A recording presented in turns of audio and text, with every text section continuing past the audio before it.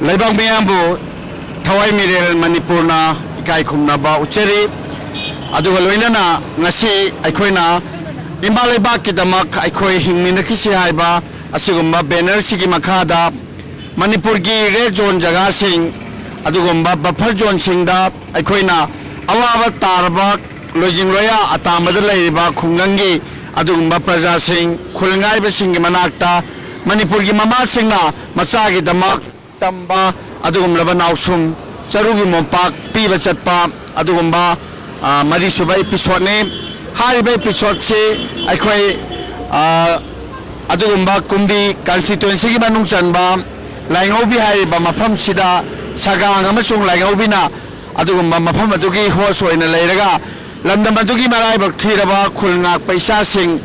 langi landandagi makhoina mayumda halakpa yadana leiriba mafam duda makhoi gi awat pa khadang piba gamnaba amasung leiriba maige dongi akhoi macha singbu senariba mama oibisingna makhutta maira pairaga sorok lamjauda ahing yarekpa matamda makhoina aing makaya khangliba mafamduda charugi mompak singse thinba chananaba adu makhongchatse tera kethel sidagi akhoi haunanaba sem saba loijare lamlai constituency gi yang pokpi kethel gi adugumba manak nakna leiba maira paibi ima sing thamna pokpi Santi Khongbal Sana Sabe Sabung Kokuno Hariba Lamdam Madugi Maira Paibi Imasing Adugumba Awabanang Laba Imasing Yauri Loidana Itam Moirang Purel Tumukrong Adagi Laikrong Hariba Mamang Mayegi Singkong Napomda Isagi Yum Power Later Maira Paibi Imasing Yauri Aduga Haiteki Bedana Tong Laubi Pabaksaw Ikai Adagi Kumbi Adagi Sagang Sugnu Asumna khara haidoki bega tharoijam adagi leiriba maklang adagi ngairambam kwa kaithel adagi leiriba tera uripok singjamai alangthabal adagi kansipur kiaungai adagi santipur haidana leiriba mafam kaya singasigi mairagi ima singna magi angamba khara puthoknaraga asigumba charugi mompak thinmagi khongchatsi akhoi chatpani chalamdai mikumsida aikhoi khudingmakki lusing purel oibiribi Thawai Mirel women wengi convener Pongnam Sanahanbe chalamdai mikumsida leibang miyamda aikhoi gi isena thawai amanidang thambiu leibang miyambu Thawai Mirel ni konong kai najabo usare ngasinga sibak aikhoi laingobi haiba mafam aduda region gi jaga amakhakta lamdam masige tonga region kaya amaga kusamnaraga akoi mafam aduda akoi chachagadore mafam adugi haibadi laingobi gi jaga gi leiriba region gi praja sing aduga masigi tonga ba Manipur gi region mayam ama Thawai Mirel punna chachagadori ba Tumukhong Laikhong Ithamwerang Pureng Kadangban adagidi khoi sangai thelgi karonggi kachikhulgi leiriba ima sing mayam ama khoi lam amani di huji phawbasi yorakri adubo khoi chapinagadabadi oi punamuktu subsanjaraga haiba tonga ba region mayam asiga khoi kusamnajaraga adugumlaba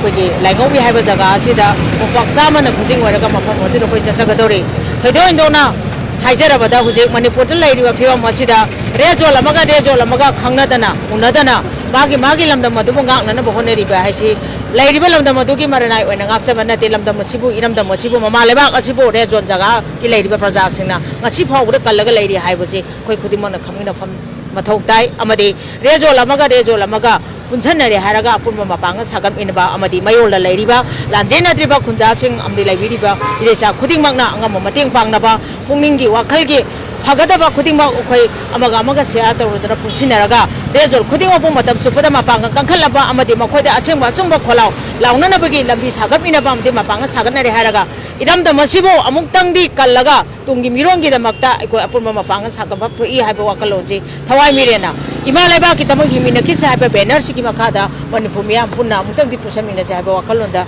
Sinjapa Kongchaki Marisubo episode, Haina, Leba Mayamda, Gongana Tamzari. Makha tarakpada gasigi salamdai mikumsigi host haijage tera kethel tawrabanina yamna nakna tagel khongbal khuman them laikai chawkhat nupilup maira paibi haiba imagi timsi he hobudagi lepalaitana sarug yabiraba maira paibi imagi timne iba wahe tulao salamdai jenu sidro lepa leitana mapak se dum leiraba kangbu ni moije aduna chalam dai sida imana wahai amata haibiu ba sai ming rồi ai bị sao mai làm không làm thôi đi tại không mang không mang điểm này cay được ai sao mai là phải đi coi president rồi lấy giờ đấy anh mà thôi mình này hết chắc đi mà phong cũng tiếng kia khơi chú tung im ghế đó khơi chú đẹp sao đấy khơi là ngâm bạ hai bên đi lấy là chú lấy từ chỗ ngâm mà khát tăng rồi là chú khơi là ngâm mà dùng mặt tiếng là đúng bằng giờ kia lấy chuẩn đó lấy đi mà mai bên là đi cái mai là phải đi chơi nào isa chú mai à giờ khơi isa à cái này khơi isa rồi đi khơi là sao đi cái mua khơi chú bây giờ cái đó bên đi khơi là xe đi cái mua chú xe hàng cái đó bên đi hai bên qua khăn luôn như là khăn là khơi là ngâm mà dùng hết chắc đi một cái tiếng kia khơi ngâm mà dùng mặt tiếng là đúng bằng giờ thằng chơi ăn nông sĩ có ima hoi se episode homework ta paisa je dum pang mangam bai ma aktane adu bakhoi na pang se sayo gil patara tara khaina ba se moi di ma pang yam kal le ba adu mai na dum pang mangam ba haitare mathang da singda kadang ban part 1 gi akhi ise me misa chalam dai se wahai amani haibio he ho padage na hoju phawba lepa leitana sat pasu bi aduga thauna leiba lamdam adugi akhoi ikai khunajaba rezon jaga amani khwaidege na laibak thiba lamdam amagi adugum ise ne chalam dai sida wahai amata habiu ba aigi mingna laiton jami micha ai singda kadawan parwan gi maira pabi gi secretary ni aduga khoina thawai miren na chatpa thawai miren na chinbi reiba thabak thawrang khuding mak se akoi yamna pungning thawgat piba akoi gi damakta yamna akoi na sondharaga leiruba matam chida akoi gi damakta kana su leitre na khala kanda makhoina smain tawdana amaga akoi bu awaba masen je khangna halaga smaina tawbira ko se akoi gi yamna haraujaba aduga tatariba mafam khuding mak ta so akoi saruk adum yajagani haiba wafam sima thamjat itham thumkhong lai ren bi maira pai bi gi wahai matang haibi roba aigi ming mainamongdi sorojini laifam itham red zone mafam madudagi ngasidi mayai thangba mayai gi jaga sida yoksallaktuna akhoi red zolongwa khusamnabagi tangkak ado akhoi su saruk yaba ngamjare maramdi thawai miren hariba sanstal asina athauba yetum atumba yetum oibiduna langla pareng tingthok piduna aikhoibu choina taruba khoibu liklu pareng sembibagum sembibada aikoi chu maru adum oijarage khanduna inajaratuna ngasidi laksare tinbiriba khuding makna sumna sembiriba mayam asida saruk yabiduna punama se likphang pareng phan minarasi haina thamjage mayam dagi pura tongale laikhong tumukhong adagi itham mathang mayam kalagasu aduga thana popi mathang wa haibagi tanja hore adu lawaga su laikhong haiba itham ga taina leiba jaga se isagi yum kaise maina tumna kupkina thabi kharkanda hajik se laigana sango aidana ab khundu dei sangaga saningai su leitaba tumam ju leitaba seningai phini iningai su leitaba adugumba itham toren yengaga kappaga leiba makhoina awaba tariba adugumba akhoigi ngasi thengale ma bafam sidai saruk yagani adana laise sigi thona sima de khoi kalak ningai oi ko chalam da sida wahai matang haibi baise aigi ming tamu kawi aduga aigi laifamna laikhong dagi ni ai andro kena konba mafam dagi ni ado akhoi je koki jingna yum mai tumna thadok pikhraba adumati wana leijabani adubu matam kharadi akhoi sarkar gi mage dagi disi gi mage dagi akhoi busa ba thakwi duna khoi matam kharadi akhoi warbasu wana lilik ken leijaramani ado haujiti akhoi yung kai sananabagi sarkar ju paisa kharage dum mateng pibirakna khoi je hongjalaga hauji si leiraba matung jesida akhoi gi sarkar na chakthung pirambadu su akhoi gi chakthung ji su makhoina kathap pigre yum saba loisambagi sang du akhoi khatangdi wana thoe aduga yum du leiba matam da su akhoi gi himnanaba sananaba tunaba khuding makse loina watpagi maramna akhoi se yang wana phibam ta da lei subam nompham ju khangdra lei adubu si leiringai cherak sida aina yamna harawa yamna puning siba yamna thagat ningbadi ikhang khangdana thawai gi miren gi pasing ge lakpi duna ma ise indon ni lakpi duna akhoi kanana su sarkana su masak khangbidraba kachin koya da leiba chinung man gi leiba akhoi ji masak khangdana adum punsi se kamang aduna adma akhoi se manga da haina khalamba mikop to ado sira haibogi wakhambo leijaramba akhoi gi wakhanje thawai miren gi ipa ima iben punong maksin lakpiduna akhoi ge puning thagapiduna nakhoi hingdam yade akhoi leiri haidana makhoina haibirabadigi puning thagapirabadigi akhoi ge wakhanje hauji अदुगी मते हाना खोइना मिकअप थोमदबा हाबी या वाना लेरंबा फिबमदो हौजिति अखोय मिकअप थे सिनेमागी आसासु लेत्रे अखोयगी अखोयजे हुजी अखोयगी कंबिनिंगा मयाम लेरे अखोय करिगी वाफम थोई हाबा वाखनजे अखोयना यामना हरावजै चिंगसनजे अदुगी वाखनजु याम नुगाजे अदुगा मतम खुदिमुदा थवाई मिरेंगी इसा सिंगबुसु मतम चुपदसु अखोयनासु कावजरो अदुगा मखोयनासु मतम चुपद लमजिंग बिबा अखोयबु खंगदबा अखोयबु खुद पारगा लमजिंग बिबा हाबा वाफमसिसु आई थमजेगे हारगा मतंगसते आइसु लोइजरग मतम लैसलक्त्रे चलमदाय मिकुमने मतम से थेंगे